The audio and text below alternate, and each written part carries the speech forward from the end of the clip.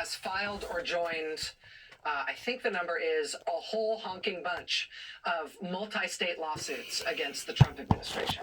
Arizona has led or joined a lawsuit against Trump's attempt to end the part of the Constitution that says anyone born here is an American, a lawsuit against his federal funding freeze, a lawsuit against cuts to NIH research, a lawsuit against DOJ's attempts to access private treasury data, a lawsuit against the constitutionality of DOJ itself, a lawsuit against mass firings of federal workers, a lawsuit against cuts to Arizona schools, a lawsuit against cuts to public health grants, a lawsuit against Trump's weird attempt to take over state elections, a lawsuit against cuts to Arizona libraries and museums.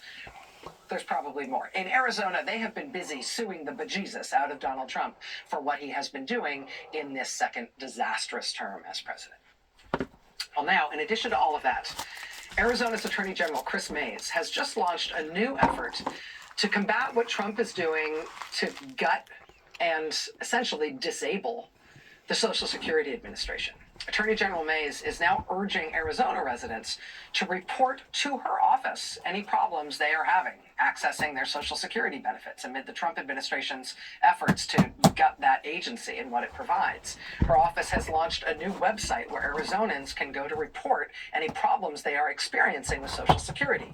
The website allows Arizonans to register whether they've had any problem receiving their Social Security check on time, or if they were unable to reach the Social Security Administration online or on the phone or in person at an office. It's a very simple website, but it gives people a place to report what they're going through. In announcing this new web portal, Attorney General Mays said this. She said, quote, "I'm highly concerned that Elon Musk and the Trump administration will take a wrecking ball to the Social Security Administration. We need any Arizonan who experiences any disruption to their hard-earned Social Security to report the issue immediately to my office. I refuse to let an authoritarian administration override the rule of law and destroy critical services that millions of Arizonans rely on." Joining us now is Arizona Attorney General Chris Mays. Attorney General Mays, I really appreciate you making time to be here this evening. Thank you. Hi, Rachel. Thank you. Thanks for having me. The reason I think this moves me, in addition to interests me, is that I feel like the people who are having such a hard time and have such anxiety and are so dependent on Social Security right now as they are taking a wrecking ball to it, I felt like very few people have been able to offer them anything in the way of concrete help or even somebody to listen to them in terms of what they're going through. What do you think your office is going to be able to do constructively with the information that you're able to collect from this website? So, yeah, I mean, what we're hoping to do is, first of all, gather information and gather evidence about what is actually going on out there. And this is incredibly important for a state like Arizona, where 1.5 million Arizonans rely on Social Security. 1 out of every 5 Arizona residents rely on Social Security. And so this is incredibly important to gather this information. And I'll tell you what, we're getting some data back that is very, very alarming. We now know that more than 36 people have reported to us a disruption in their actual checks, in the checks that they're getting. So disruptions in checks. And then a number of other people, 30 or so, have told us that they're having trouble getting online, that when they call, they're being hung up on. They're trying to change their address, or they might be trying to change their direct deposit information, and the website is freezing up. And so, this is very alarming. It is unacceptable, and it strikes me as possible evidence that Elon Musk and DOJ and Donald Trump are trying to sabotage Social Security from inside. Wow, that is very alarming. With that data in hand, I spent some time on the website today. I know you're asking people to give you contact information, address, to give you the basic checkbox in terms of what they're experiencing, and then there's a place where they can elaborate to explain more of what's going on. I can't imagine that your office has the capacity to individually help every person who's having trouble here. Is there any hope for essentially directing people to troubleshooting resources, or to having government agencies interact with Social Security in such a way that maybe these things can be fixed in a more wholesale way? And this can be really desperate for people really quickly if they're not getting their checks. Absolutely, and we're just starting to think about that in terms of our resources inside the AG's office. We do have a consumer section where we do this kind of outreach for folks who are reporting consumer complaints. I have investigators that could go out. I mean, I just saw your lead up talking about the folks outside the Glendale office. I think I'm going to send investigators out there to check out what's going on. But the other thing we can do is reach out to our congressional delegations and senators and ask them if they can have their folks work with these people. But look, at the end of the day, if this is really happening, and it's really starting to look like it is happening, we may very well be gathering evidence for a lawsuit against the administration on this. I mean, there is nothing, I think, more important in American life and for Americans than their Social Security checks. And this is money that Americans earned. It's their money. And if it's being stolen from them or deprived from them, even for a few days, for many people that can be catastrophic. It can mean that they're going to go without food, they could go without prescriptions, without medication. It could be a life or death situation. So in my mind, it was just incredibly important for us to give people a way to tell us whether this is happening. Yeah, exactly. And just from a moral perspective, looking in on this, it feels like the first concrete addressing of people who otherwise may not have any other means of communicating with people what they're up against when it could be a very dire situation.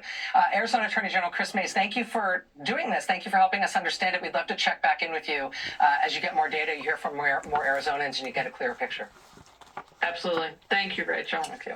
I would also encourage other states.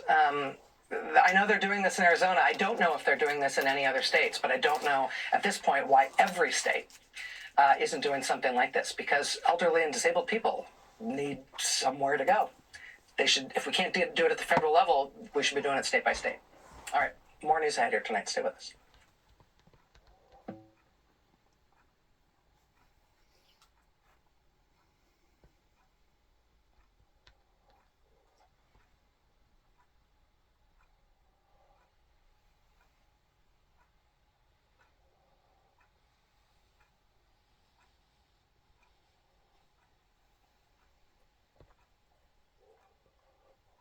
One going was bad. The second one going was really bad. Yeah. This one is a 5-alarm fire. Yeah. Yeah. Well, here we are once again. Yeah. Thanks, Rachel. Thanks, Lars. Thank you.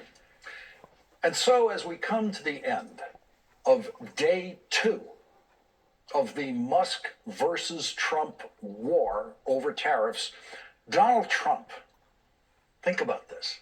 Donald Trump will be trying to fall asleep tonight, wondering when Elon Musk might be publicly calling him a moron. Something I right here have to confess to having done myself in moments of rhetorical weakness when my imagination doesn't come up with something more elevated to use as a accurate description of Donald Trump.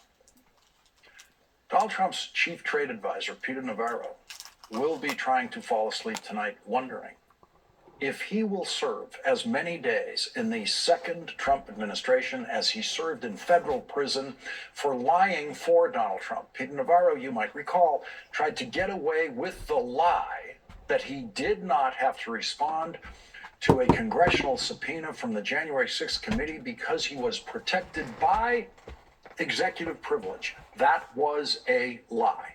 And at his trial in federal court in Washington, D.C., that lie got him convicted of contempt of Congress and sentenced to federal prison, where he served 120 days. Peter Navarro was a private citizen when he was claiming an executive privilege that did not exist. Peter Navarro now needs 42 more days in the Trump administration to match his 120 days in prison. And right now, Elon Musk is saying everything he can publicly say to get Peter Navarro fired immediately. Every day of Peter Navarro's life is now worse than the day before. Yesterday, Elon Musk's criticism of Peter Navarro was muted compared to today, when Musk's opening line of attack against Donald Trump's chief trade advisor was, "Navarro is truly a moron."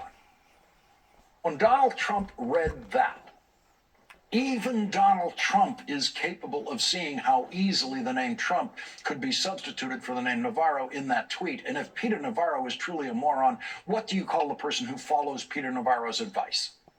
Donald Trump has called Elon Musk a genius, and now, according to the Trump formulation, a genius has called Donald Trump's chief trade advisor a moron. And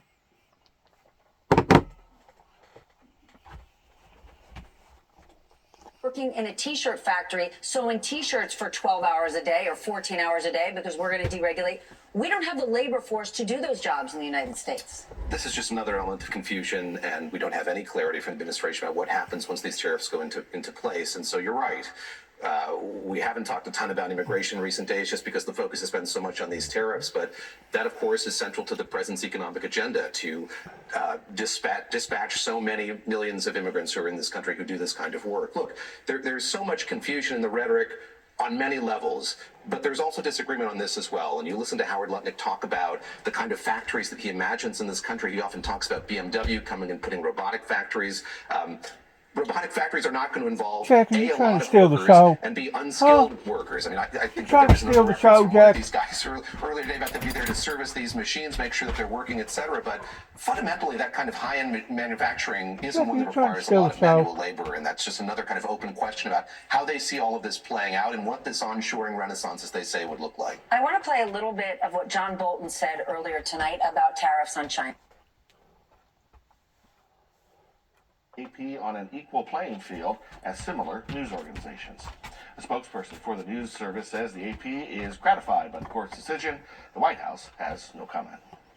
The Supreme Court has halted a federal judge's ruling requiring several federal agencies to reinstate around 16,000 workers the Trump administration has sought to fire. The decision means the federal government does not have to take steps to bring back some workers who were laid off while litigation moves forward before a federal judge in California. The order indicated that the same nonprofit groups that sued may not have legal status to press their claims. Another chilly night in store for tonight, but there are some changes to talk about in the forecast. I'll have those for you as you take a live view of downtown Paducah on our Sky Tracker network. It's beautiful tonight, but chilly. Much more coming up. With every iOS update comes. That's a great you have point. so many challenges and many other stresses on its system. So China would be very well advised to choose the path of reconciliation and to accept America's insistence that it discontinue these illegal and abusive trading practices that have caused our country such incalculable harm. Yeah, it's a good answer there. I want to ask you the million-dollar question here that everybody's trying to figure out. Is the goal to use tariffs briefly to force fair deals, or is the goal to keep these long-term and fund the government with them? Well, so I think those points are not in the kind of contradiction that people have portrayed them to. If the business owner can't get, like, I'm quoting here, I don't understand the goddamn formula. I believe he's been poorly advised by his advisors about this trade situation and this formula they're applying. You already see a tension between Musk and Navarro. That's right. And that's not it. There's been mixed messages from different aides. Some that are saying, they do want negotiations. The White House said today that 70 governments around that have come to the White House looking to start conversations. At the same time, really the person who matters the most is Trump and what he wants to do. And there's been plenty of comments of him digging his heels in as well. I wrote a piece weeks ago when the initial tariff threat against Mexico and Canada went out, saying that sometimes the tariffs don't seem to be a means to an end. They seem to be an end for the president as well. How do you see it? Well, but this is also the difference between running a business and running a country, right? Because the politics of this are, okay, we're going to start negotiating with 70. Start. How long is that going to take? Is that months? Is that the rest of the year? Then we're into the midterm season. And if you're a Republican member of Congress and you are hearing from your constituents who are saying, look, now we're in a recession. Now my prices are even higher than before. Why haven't you stood up to the president? Then they're gonna put them in a real bind. And the one thing that this Is this what's occurring because of the override regarding the resistance movement that started in the late 80s with Ronald Reagan? Apparently it is. Because all of this could have been diverted. All this could have been eliminated if certain people would have done the proper and right things in the beginning phases of all this. It's sickening to think how gross, unprofessional that all this is turning into regarding being nothing but anarchy. That's the only proper word that you can mention to fit it into the proper category of what is going on right now. And I'm just afraid that the anarchy that we're seeing on the upper levels is only going to self-induce the anarchy that's going to be, if it's not already, on the lower levels. You know, birds of a feather flock together, and attraction to the dark side usually comes from the top, but then ravels its way all the way down to the bottom, because people look up to the top, towards the top being the leadership or the example of. And whenever the top can't get along, usually that's a strong indicator that neither nor is the bottom going to get along. And whenever I say that, I'm referring to the Civil War over here in America that basically started out as being nothing but tribal arguments or disputes that wound up getting into basically fist fights that inevitably wound up turning into a war. I hope to God that the civilization living today, not just in America but throughout the world, have learned their lessons pertaining to this type of possible bloodshed that we're fixing to walk off into, that I don't even think the most incredible imaginationable minds can even begin to fathom, and how much horror that will be if this continues on the path that it obviously is on. It's total madness. And the one thing, the kind of pushback for Trump is he doesn't care because he's not running again. But if he wants to keep his majorities in the House and Senate, his team at least understands you better have a plan. There better be a plan to, are the tariffs a means to an end, or are they the end game? And what are we going to be saying? And how will we keep our majorities if we want to keep enacting this regime? I mean, Brenda, the timeline, it's not indefinite. We work on an election cycle. We're less than 2 years away from midterm elections. And to that point, I mean, tonight Trump was saying that he thinks the tariffs will help Republicans in the midterm elections. But you have some polling. This isn't quite different, right? The polling says it shows most Americans believe that tariffs will increase costs, and Democrats looking to seize in many ways. This timeline can counteract whatever gains he thinks he's making. I think he's losing political power by the day. He's not even able to get his budget through the House Republican caucus that was listening to him all the time just a couple weeks ago. So I think he's just losing political power because, again, he won the election on reducing costs and people aren't buying it.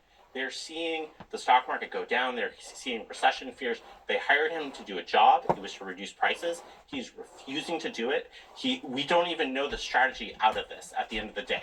Is it deals, or is it to have tariffs to create this grand manufacturing paradise where all Americans make iPhones and socks? I don't know. His advisors are split, and markets can't react. That's the reason why I say it's reverse psychology. He's trying to make things as rough as he can right now. That way, everybody can feel a little bit of the pain. That the only answer to the problem is for a total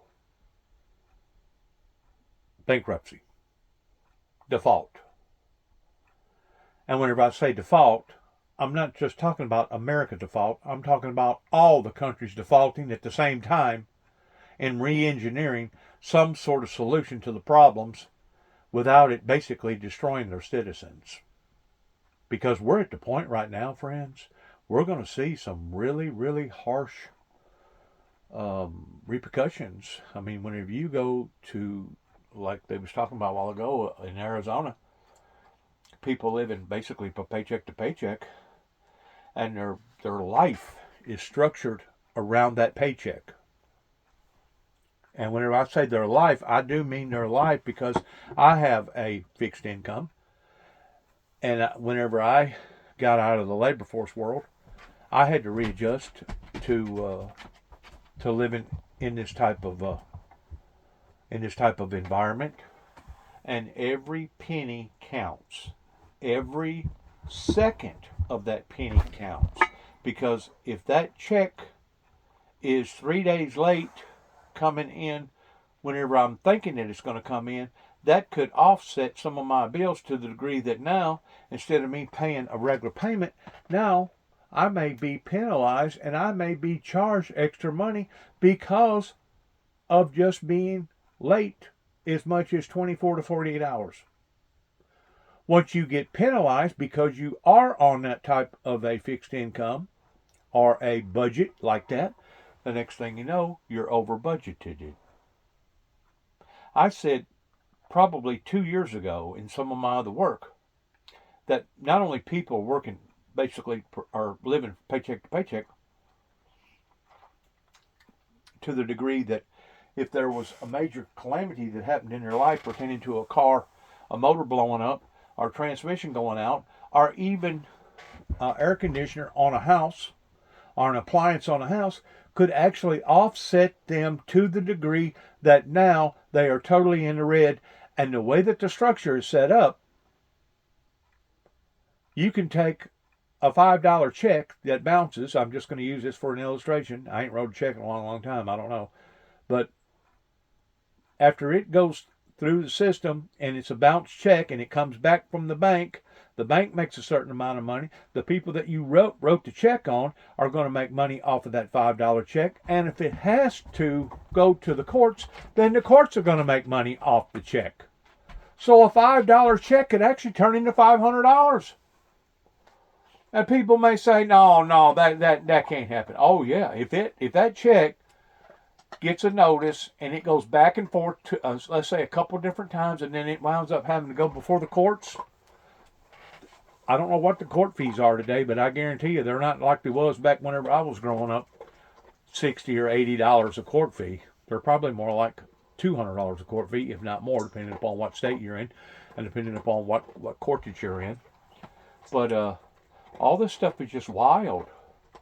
It's absolutely bizarre in seeing how a bunch of people that's supposed to be professionals are acting unprofessionally. American people just have no confidence in an actual strategy here. Well, we will see. A lot to unpack in the days to come. It hasn't even been 100 days yet. But the strategy, I think, is to make things so rough, so sickening, to make things so bizarre, to make things so painful, that whenever the nations do finally come together and say, oh, okay, this is the only way we're going to be able to solve this, is everybody's going to have to start from the beginning, from the bottom up, in recreating a new system. The new system will be based around the digital system, naturally, around artificial intelligence, and that's the way that they're going to have to go if they're going to do this I'm going to use the word civilized way, because if not, we're all going to turn into a bunch of savages, and people's going to go to resorting to petty crime just to be able to make up for their losses. The system has failed. And if the system has failed, pertaining to the rich getting richer, the powerful becoming more powerfuler, there has to be somebody to basically referee or coach the system back into an alliance that will be better for the needs of the many versus only the needs of the few. Because that's what we're running into right now. And as we're seeing these Houthis and all these other people that's basically trying to stop ships pertaining to supply chain issues, all that stuff is only going to increase. People out here breaking the law on the streets, not just in America, but throughout the world, is only going to increase. And basically, the world right now is in a trajectory of self-mutilation. There has to be a better answer to this other than total chaos. So that's the reason why I say that if there is a strategy, it is the strategy of using reverse psychology in making things so tough and so rough that our officials are going to go about this hopefully in the right way that they should have done all along, towards going ahead and defaulting and starting from the bottom up. Because if not, there's going to be entirely too many innocent lives that's going to be not just damaged but destroyed. Going to be basically, it's already driving people off into a state of chaoticness. It's already driving people off into a state of suicide. It's already causing families to be totally upside down to the degree of monetarily being ruined. That's the only thing that I can think of that this might have any type of sense of, towards making any type of sense at all, is that it's some sort of a reverse psychology strategy in going at this headstrong and basically giving society a taste of their own medicine, pretending to everybody feeling the pain, and then possibly whenever they do decide to retreat,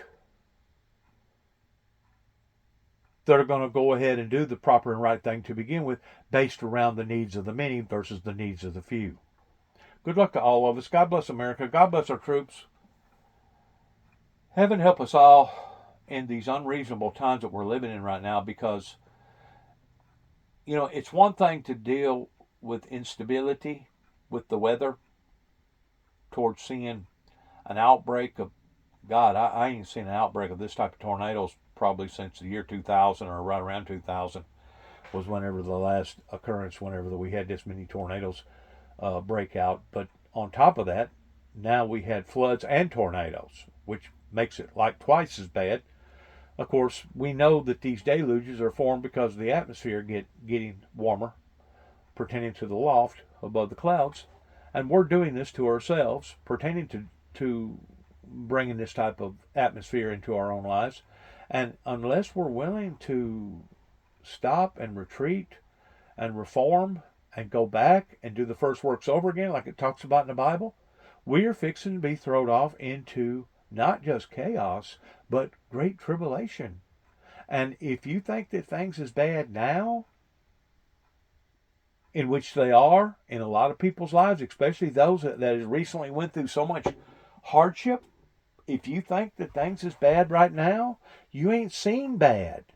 There's not really a proper definition of what we are knocking on the door towards, pertaining to being thrown off into great tribulation. There's really not an example of that other than the great flood. Whenever God just decided to destroy the world with the great flood that killed billions of people all over the planet. Or I say billions, maybe it wasn't but a billion, maybe it wasn't but 2 billion.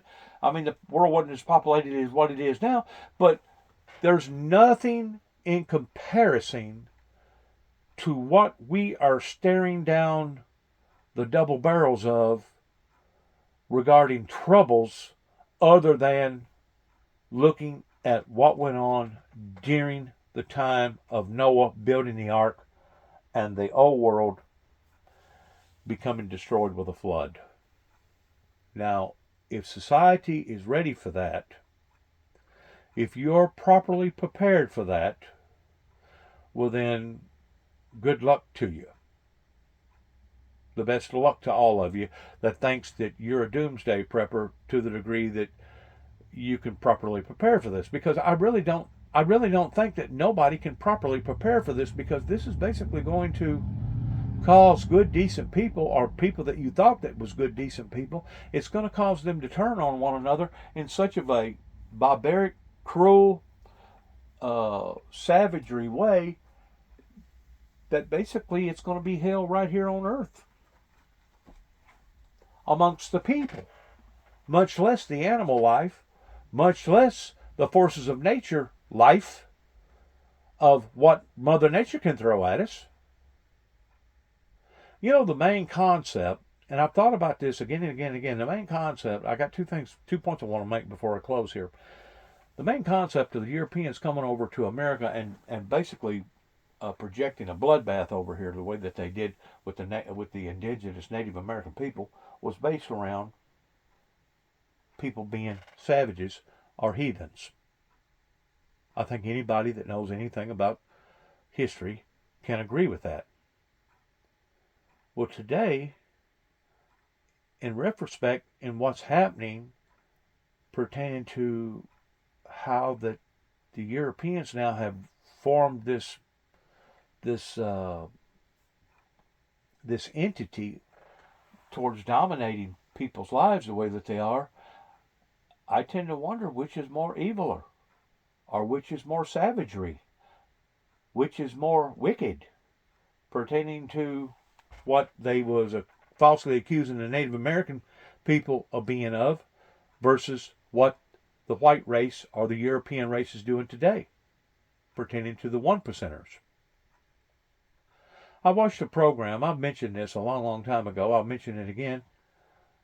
It was on Twilight Zone, and some people that's my age or in my age category that watched any of the Twilight Zone movies may be able to remember this particular movie, but it started out in this community, and it was kind of a linked into the late 60s, early 70s, to where people had modernized cars, modernized toasters, modernized type ice boxes, pretty lawns, pretty mowing equipment, nice pretty houses and nice pretty driveways.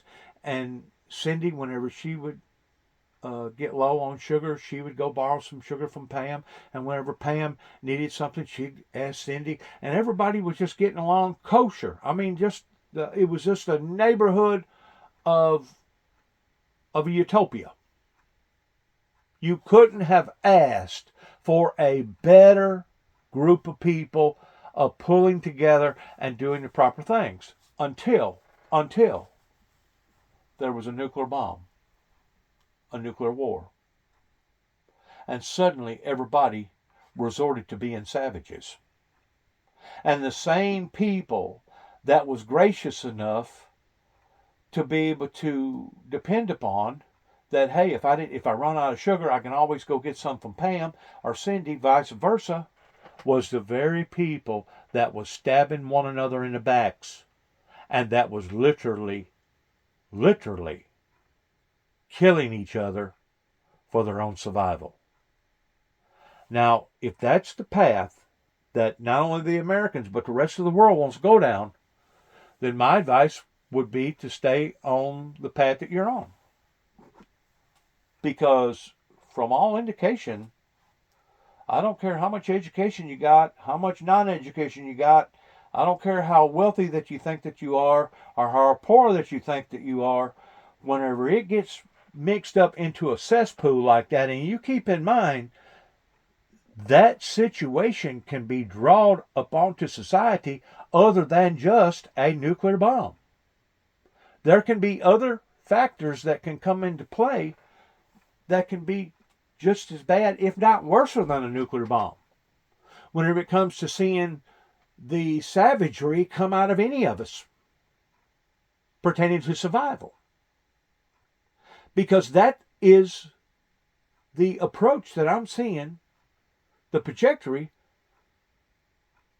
that all this is turning into. So I'm hoping that whenever people get enough of that, and I've said all along that as long as the 99 percenters are basically feeding upon to themselves, the 1 percenters are going to sit back and they're going to laugh.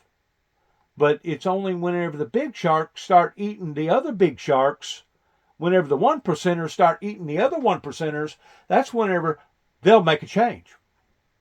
That's whenever they'll come together and they'll say, you know what? We're going to have to do this in a proper form, because if not, we're all going to come to our demise. Now, I know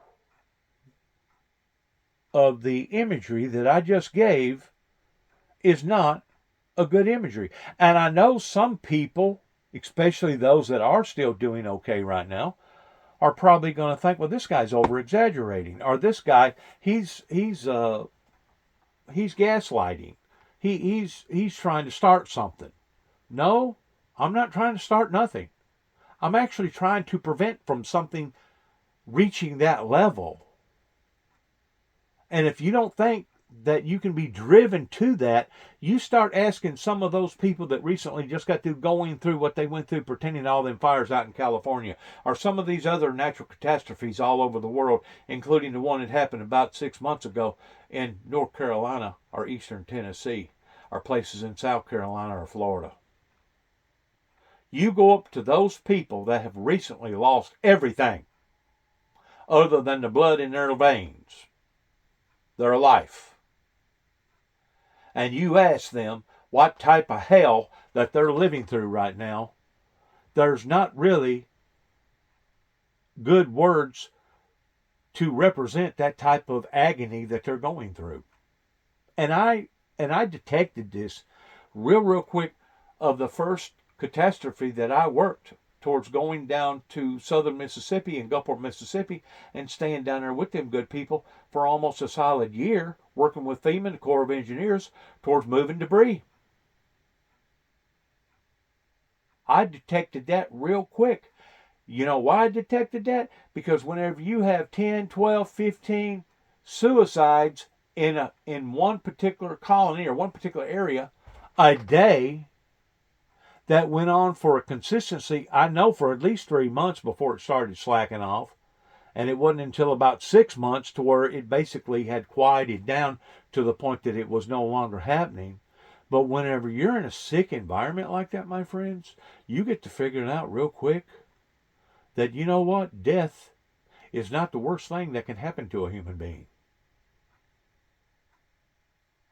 And I know that's going to sound rough. I know that's going to sound abrupt. I know that's going to sound mean-spirited. But I'm telling you right now, death is not the worst thing that can happen to an individual.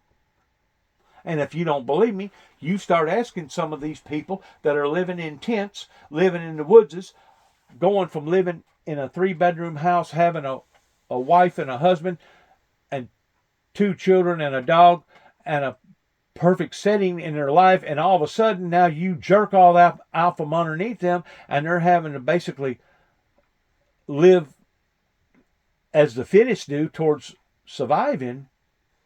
You will understand the concept of the reason why Christ said to weep whenever they come into the world and to rejoice whenever they leave, providing that they've had a relationship with the Lord, knowing that their souls are going to be going to a better place than the hell or the torment that they're living in down here on planet Earth. Whenever people get enough of that, regardless whether it's the people in America, the people in China, the people in Russia, or the people worldwide, globally, all over the world, whenever they get enough of that, they'll sit down and they'll make reasonable decisions in just exactly how they're going to handle this in getting out of all this shit. I hate to use that word, but I mean, it's really obnoxious in how far that we have gone since 9/11. Actually, if you really want to get technical about it, since basically the Rodney King riots in 1992. What formigated that? People being mean-spirited. People being desperate. People not having no respect for the law. And then what happened beyond that? Well, you had the Ruby Ridge deal. You had the Twin Towers being attacked. And then you had Mount Carmel, Waco, Texas. And then 2 years after that, you had the Oklahoma bombing in 95. And then you had a couple more of the things. And then boom, bam, here come 9/11. You can follow the dots. And it all goes back to 1988 during Ronald Reagan and Mr. Senior Bush's era, whenever they decided to make a left turn instead of a right. Now, you can say whatever that you want to say about my philosophy or my ideology, but I'm telling you right now, this is how I see it. I don't know if nobody else sees it the way that I see it. I'm not getting no positive response from people if they do see it the way that I see it. As far as people supporting the things that I'm talking about, this is the way that I see it, and I'm probably not going to change my mind about how that I am seeing it or what's to be expected if we continue on the same pattern or on the same road that we're on. Because like I said, you can look at the history books whenever an event happens, and it can be a war event, it can be a pandemic event, it can be a political, economical event, it can be a global, eternal event like the Great Flood, and you will see the cruelest of the cruelest and the viciousness of society come out in areas that you never would had even begin to imagine. Whenever it comes to people saving their own hides, they'll just about do it 9 times out of 10. Better for them than it is for you. There's very few people that would be in the room of 50 people and somebody throw a hand grenade into the room and one person have enough sense to take their body and jump onto that one hand grenade to spare the other 49. That's what has occurred with the founder of the Windmill Ministries. I was willing to jump on that hand grenade, and people not only disrespected me over it or chose not to respect me over it, but then started entrapping or attempting to entrap by making false accusations beginning in Martin, Tennessee, pretending to falsifying files that I was a harm or a danger to my own people. That began right here in Northwest Tennessee. And you wonder how come I get on my soapbox? You wonder how come I continue to keep harping? It's not just because I like to hear myself talk. Even my dog sometimes that I recently have had now for the past 2.5, 3 months, sometimes he'll look at me kind of sideways like, "What? Who are you talking to? You talking to me? Are you talking to me?" is what that dog's expression is on his face, because he hears me talking in behind this camera toward me trying to get my messages or my message across to the public. Then again, sometimes I talk to the dog. The dog knows whenever I'm talking to the cats. The cats knows whenever I'm talking to the dog. But I'm talking in reflection right now. Whenever I'm in the living room by myself with me and the dog for the past 2.5, 3 months since I've gotten this dog, which is highly intelligent. Sometimes I tend to wonder if animals act more intelligent than people. But sometimes he'll look at me in a sense like, "Master, have you lost your mind? How come you're talking to the TV the way that you are? How come you're just talking to be talking, Master?" And of course, once he realizes that he can't really understand proper English and the words that I'm talking, he'll basically go on about his business and do his thing, and I'll do mine. And I'm not saying these things to be jokatively. I'm saying these things to be very, very sincere, that we are cornering ourselves off into an area that is extremely dangerous, that can affect not just one or two lives, but we're talking about whole communities. We're talking about countries being affected in a negative way, in a brutal, cruel, insensitive, vicious, savagery way. Now, if that's what people want, continue to do what you've been doing, sitting on your hands, not wanting to speak out, and following the blind leading the blind, off into the mouth of the volcano, and you're going to see my words basically coming true. Just like my words coming true of major electrical disturbances, just like me telling the people back a few years ago that God put into the scriptures to flee into the mountains, pertaining to he could already foresee what was going to happen, pertaining to the great sorrows, pertaining to the deluges, the great floods that continue to keep happening here in America and all over the other continents, all over the world. There has been massive floods.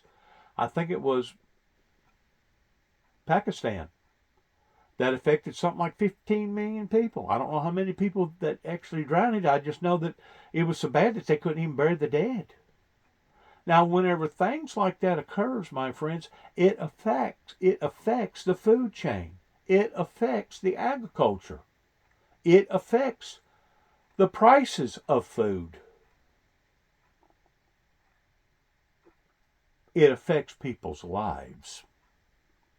And until we're willing to sit down and do the proper and right thing regarding global warming, in trying to realign or reconform, we're only going to be making things worse on ourselves. Now you can sit up there and you can say, well, you sound like a doomsday prophet to me. No, the prophecy that I had given out to the world beginning in 1989, whenever I went public with this ministry that God had given me, was a message of peace and utopia, love, grace, mercy, all the other things that it teaches in the Bible. But didn't nobody want to support that? Beginning in Kenton, Tennessee, Obion County. Didn't nobody want to support that? Well, after they got through looking at it, and it's like, well, we're not going to support that. We're not going to have any part of that. Read the rest of the book of Revelations. Well, it's a horror story. Who in God's name would want to subject themselves into something like that? Okay. You didn't choose to support the founder of the Windmill Ministries, so now you got choice number 2. Monty Hall. Door number 1, door number 2. Well, by you not choosing door number 1, you automatically have chosen door number 2. What is door number 2? You're looking at it. You're starting to see it. You're starting to feel it. You're starting to understand it. And these was the things that my brother and I, whenever I moved back to Northwest Tennessee in 2014, could already see. We already knew in the trajectory. And if we could see this, don't you think that other people out there could see this too? Sure they did. But they remained quiet. They wasn't concerned about the public. They was concerned about themselves. Once more, just like the Twilight Zone. You go from one extreme to another. You go from one day, everybody getting along, trying to help each other, to the next event, everybody now wanting to kill each other because that's the only way that they feel like that they can survive. Good luck to all of us. God bless. God bless our troops, because I have a really, really strong feeling, my friends, we're really going to need a whole lot of patrioticness and a whole lot of God to get out of this, if we're going to get out of it. and come out the way that we're supposed to come out. Thanks for listening. Shalom. Hearing somebody come around here. Well, these demons get upset and they come by here raring up and revving up their motors, and I don't see as much of it today as what the first 3 years was whenever I first come back to Tennessee, but man, it sure was bad.